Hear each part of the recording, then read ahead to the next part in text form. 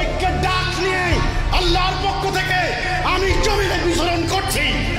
আমি সারা জীবন থাকবো না। আমার এই ডাক গগন বিদারী চিৎকারে দুনিয়া প্রকম্পিত হবে।